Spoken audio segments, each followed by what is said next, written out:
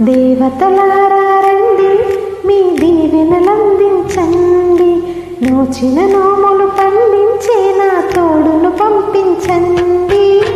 కలలో ఇలలో ఏ కళ్ళకి ఇలాంటి పతిరాడనిపించే వరుణ్ణే వరముగా ఇవ్వండి.